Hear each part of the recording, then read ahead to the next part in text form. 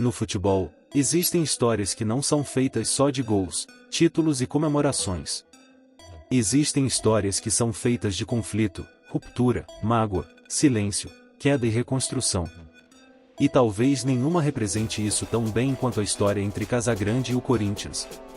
Durante muito tempo, a Fiel fez uma pergunta simples, direta e dolorosa: Casagrande virou anti-Corinthians? Os comentários dele parecem sempre duros, sempre negativos, sempre com uma ponta de ironia. E muita gente sente que ele fala do clube com mágoa, como quem não quer mais fazer parte da festa. Mas para entender o agora, é preciso voltar lá atrás. Casagrande não foi só mais um jogador. Ele foi cria do Corinthians. Foi revelação, foi protagonista, foi símbolo. Ele carregava não só a camisa, mas a alma do clube dentro de campo. Jogava com dentes trincados, peito estufado, com uma rebeldia que combinava com a história do Corinthians, com a cara do povo e da periferia. Era talento com personalidade, bola com postura. Ele não era perfeito, mas era verdadeiro. E para Fiel, verdade sempre vale mais que perfeição. Ele fez parte de algo maior do que um time de futebol. Ele participou da democracia corintiana.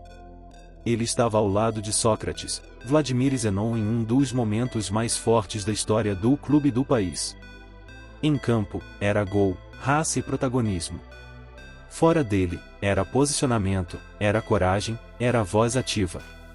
Ele estava no meio de um Corinthians que não era só futebol, era movimento, era política, era liberdade, era povo falando alto. Mas a vida de Casagrande nunca foi linear. Ele não foi o herói clássico, imaculado, sempre vitorioso.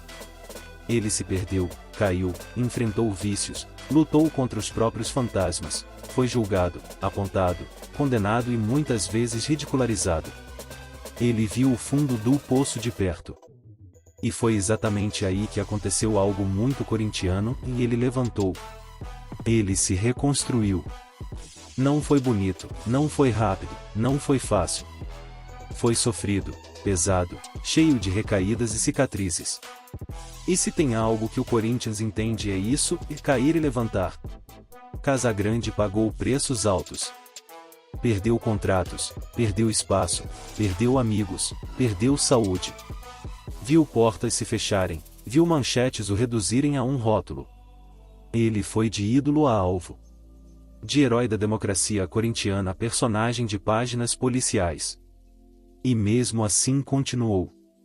Continuou lutando contra si mesmo, contra as expectativas dos outros e contra o peso do passado. Com o tempo, Casagrande virou comentarista. E aí chegou o conflito. O ex-jogador virou analista. O ídolo virou voz crítica. E o torcedor ficou no meio disso. Para muita gente, ele passou do ponto. As críticas ao Corinthians pareciam mais duras do que as outras equipes, o tom parecia ácido, a paciência parecia menor. A Fiel começou a sentir que ele falava de fora, como alguém que virou as costas. E quando a Fiel sente, ela cobra. Só que existe uma pergunta que quase ninguém faz. Quando o Casagrande critica o Corinthians, ele realmente está contra o Corinthians, ou está contra o que fizeram com ele e com o clube que ele amava?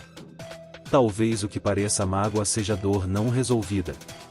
Talvez o que pareça antipatia seja cobrança de quem viu o Corinthians por dentro, viveu os bastidores, conheceu as sombras e sabe que o clube é maior do que os problemas que o cercam.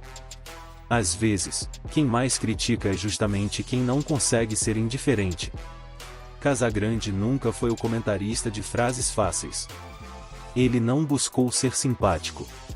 Ele não buscou agradar dirigente, não buscou agradar jogador e muitas vezes não buscou agradar torcedor. Ele escolheu um caminho que cobra. E quem cobra, apanha. A verdade é que é muito mais fácil ser ídolo quando só elogia. Ele escolheu o caminho mais difícil, em ser ídolo mesmo quando bate. A imagem de Casagrande ficou dividida. Para alguns, virou traidor. Para outros, virou referência. Para muitos, virou incômodo. E o incômodo dele tem uma raiz clara, e ele viu de perto como o futebol pode destruir e como pode salvar. Ele conhece os bastidores, conhece a solidão do atleta, conhece o buraco que existe depois do fim da carreira. Por isso ele fala. E quem fala incomoda. Mas aqui vem a virada que muita gente não percebe. Casagrande não virou anti-Corinthians. Ele virou anti-ilusão. Anti-mentira. Anti-romantização barata do futebol. Ele critica porque acredita que o Corinthians é grande demais para se contentar com pouco. Porque ele viveu um Corinthians gigante e não aceita um Corinthians pequeno. O tom é duro, mas a raiz é amor de quem não consegue ir embora. Ele não é herói perfeito. Ele é herói corintiano, cheio de falhas, marcado por quedas, reconstruído na raça. Ele representa o torcedor que sofre, erra, cai, se perde, mas levanta e continua. Representa o Corinthians fora do campo, intenso, contraditório, humano, exagerado, verdadeiro. E tem mais. Casagrande também se tornou símbolo de outra luta, a luta contra a dependência, a luta pela saúde mental, a luta para admitir fragilidade em um ambiente que exige máscara de super-herói o tempo todo. Ele mostrou o lado que muita gente esconde. Ele falou quando o normal seria se calar. E essa coragem também é Corinthians. No fim, talvez a pergunta estivesse errada. A questão não é se Casagrande virou anti-Corinthians. A questão é se estávamos preparados para um ídolo que não veste a armadura da perfeição. Ele não cabe no molde de herói de propaganda. Ele é herói de arquibancada e falho, contestado, mas genuíno. Casagrande é espelho. Espelho incômodo. Espelho do Corinthians real, não do Corinthians de outdoor. Espelho do clube que vive entre a glória e a crise, entre a festa e a cobrança, entre o grito e o silêncio. Ele é o retrato daquele Corinthians que nunca foi perfeito, mas nunca deixou de lutar. O Corinthians é feito disso, gente que cai, gente que sofre, gente que volta mais forte. E foi exatamente isso que Casagrande fez na vida.